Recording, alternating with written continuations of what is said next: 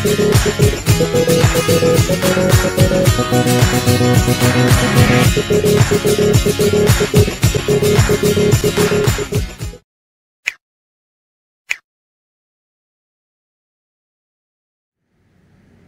Hakim Pengadilan Negeri Makassar memvonis terdakwa kasus laporan palsu, Profesor Dr. Marten Napang, Guru Besar Bidang Ilmu Hukum Internasional Fakultas Hukum Universitas Hasanuddin, Unhas, dengan hukuman pidana 6 bulan. Sidang pembacaan putusan digelar di ruang sidang Wijono Projodikoro SH, pada Rabu, tanggal 7 Februari tahun 2024.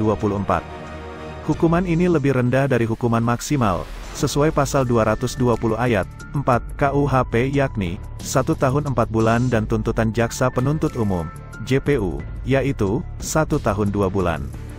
Amar putusan perkara pidana nomor 1069/2023/PNMKS dibacakan secara maraton oleh 3 hakim yakni Edi SH sebagai ketua, Insinyur Abdul Rahman Karim SH dan Alexander Jacob Telelepta SH, MH, sebagai anggota.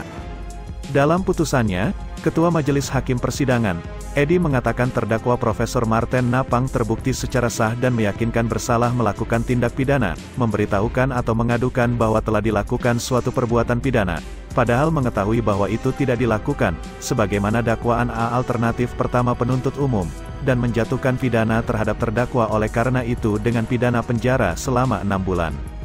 Lebih lanjut Edi mengatakan kepada penuntut umum dan terdakwa mempunyai waktu 7 hari untuk pikir-pikir apakah mengajukan banding atau menerima putusan.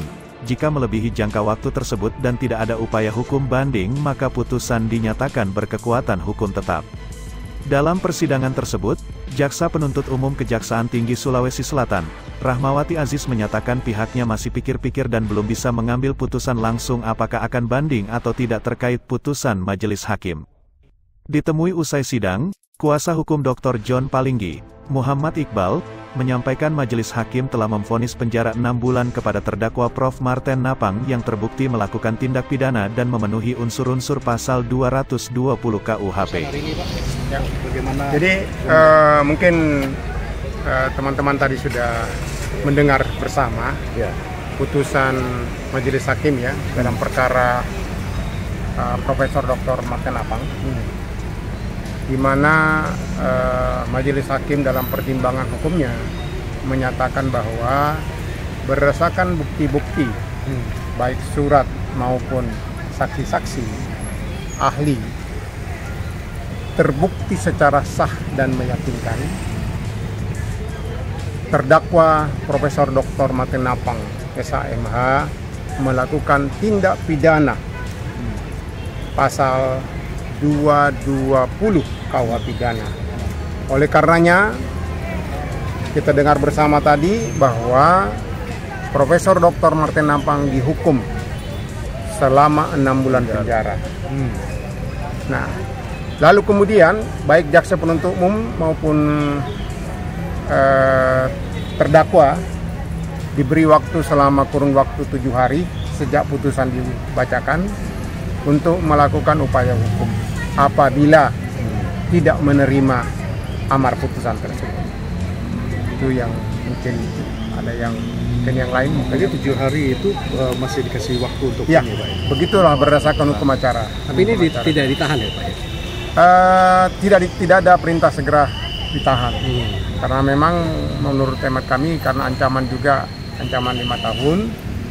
Namun ancaman di bawah 5 tahun, namun bila mana nantinya putusan ini ingkrah berkekuatan hukum tetap, maka mau tidak mau, suka tidak suka, apabila putusan ingkrah nanti menyatakan menguatkan putusan pengadilan negeri, maka wajib hukumnya saudara Marten Napang menjalankan isi putusan tersebut. Seandainya dari pihak Prof. Marten banding bagaimana? Kalau dia banding berarti kembali kepada majelis hakim tingkat banding untuk mempertimbangkan apakah nantinya dia menguatkan putusan pengadilan negeri ataukah bagaimana. Kita belum tahu karena itu hak terdakwa maupun hak jaksa penuntut umum punya hak juga yang sama. Apakah dengan hukuman 6 bulan ini sudah cukup menurut pandangan Pak Iqbal bagaimana Pak? Kalau dengan kasusnya. berdasarkan ancaman hukuman, ya pasal 220 itu, lantas tuntutan jaksa 1 tahun dan 2 bulan penjara. Menurut hemat saya, jaksa memiliki kewajiban juga untuk melakukan upaya hukum. Melakukan upaya hukum karena dia sepertiga dari di bawah hukuman itu, ya, di bawah tuntutannya gitu. Sehingga nantilah mungkin apakah saudara jaksa akan melakukan upaya hukum banding terkait dengan putusan ini. Seandainya banding itu biasanya prosesnya berapa lama lagi, Pak? Berdasarkan surat dari Mahkamah Agung itu kurang lebih 6 bulan. 6 bulan lagi. Juga ya. Paling telat ya, paling cepat lah itu. Iya. Putusan. Sementara salah seorang saksi dari pihak Dr. John Palinggi yaitu Dr. Rustan, SH, MH, memberikan respon terkait putusan majelis hakim tersebut. Saksi dalam perkara ini memahami bahwasanya ancaman pidana dari tuntutan jaksa penuntut umum dengan hukuman selama 6 bulan dalam pertimbangan majelis hakim tadi memang sudah ada beberapa hal yang menjadi hal-hal yang meringankan. Di antaranya karena uzur, jadi usia sudah tua, pendengaran tidak begitu jelas lagi, sehingga hakim mempertimbangkan bahwa putusan 6 bulan penjara itu sudah cukup bagi yang bersangkutan untuk dijalani ya, di penjara. Namun faktor-faktor yang bisa memberatkan antara lain dia juga pendidik intelektual, harusnya memberikan teladan yang baik. Namun karena hakim menganggap bahwa terbukti dengan sah dan meyakinkan, maka konsekuensi hukumnya adalah yang bersangkutan layak untuk dikenakan hukuman penjara selama 6 bulan. Seperti itu. Pak, sedikit Pak ingin bertanya, ini kan dalam status Pak Martin, Pak AMN sebagai guru besar begitu ya. Nah, secara mungkin pendidikan sendiri itu bagaimana Pak? Apakah memang dengan hukuman seperti ini yang mungkin ke depan inkrah begitu ya? Apakah kebiasaan di dunia pendidikan bagaimana? Iya. Jadi apakah selama dicopot ini apa bagaimana, gitu? Kalau jabatan guru besar itu kalau hanya 6 bulan hukuman penjara itu belum mempengaruhi ya. Jadi itu selama ini yang saya pahami ya. Jadi tidak langsung bisa dia dicopot guru besarnya kalau memang itu putusan nanti inkrah ya sampai di tingkat akhir. Ya, apakah Mahkamah Agung atau Pengadilan Tinggi. Ya, jadi belum serta-merta putusan itu bisa berakibat implikasi hukum kepada pencopotan guru besar Prof. Martin. Kasus ini bermula dengan temuan dugaan tindak pidana penipuan, dugaan penggelapan dan dugaan pemalsuan salinan surat putusan Mahkamah Agung yang Martin Napang lakukan terkait perkara A. Setiawan, orang tua angkat Dr. John Palinggi. Ketika menangani perkara tersebut, Martin Napang menyampaikan kepada John Palinggi bahwa perkara tersebut menang di tingkat kasasi Mahkamah Agung. Namun ternyata setelah dicek tidak demikian.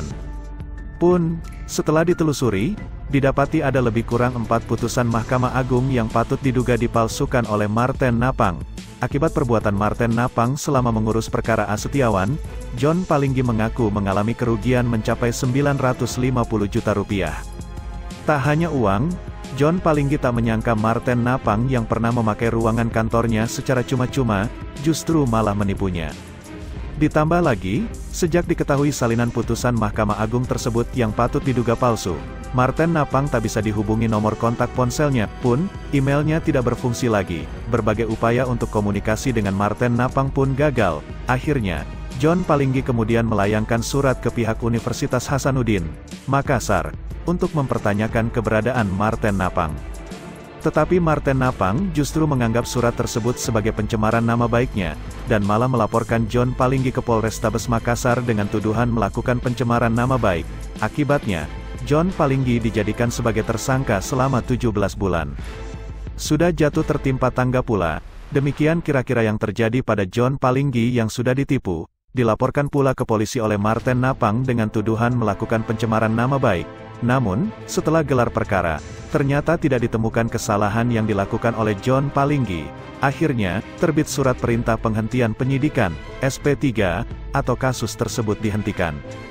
Tak cukup sampai di situ, Marten Napang yang tidak terima terbitnya SP3 tersebut, mengajukan pra-peradilan ke polisian, namun gugatannya lagi-lagi ditolak Pengadilan Negeri Makassar. Berikutnya, Marten melaporkan John untuk kasus yang sama, namun usai penyelidikan, Polda Sulsel mempetieskan kasus tersebut. Pun, Marten menggugat perdata Reskrim Polda Sulsel puluhan miliar di Pengadilan Negeri Makassar. Gugatannya pun ditolak. Juga, saat banding, Pengadilan Tinggi Sulawesi Selatan kembali menolak gugatan Marten Napang. Tak tinggal diam, John Palinggi pun melaporkan Marten dengan tuduhan membuat laporan palsu, sesuai pasal 220 KUHP. Meski prosesnya terbilang panjang, akhirnya Pengadilan Negeri Makassar memvonis Marten Napang penjara 6 bulan pada tanggal 7 Februari tahun 2024. Berdasarkan informasi yang didapat, selain Guru Besar Universitas Hasanuddin, Marten Napang juga tercatat sebagai Ketua Umum Pengurus Yayasan Sekolah Tinggi Teologi Indonesia Timur, STT Intim, Makassar dan pengawas di Akademi Terapi Wicara di Jalan Kramat 7 nomor 27, Jakarta Pusat. Tak hanya itu, gelar profesor yang disandang Marten Napang pun patut diduga telah ia gunakan jauh sebelum dirinya ditetapkan sebagai Guru Besar Unhas, pada 2019 lalu. Kuasa hukum Dr. John Palinggi, Muhammad Iqbal menambahkan, Marten Napang patut diduga melakukan pemalsuan gelar. Iqbal ironis melihat perilaku Marten yang adalah seorang profesor hukum.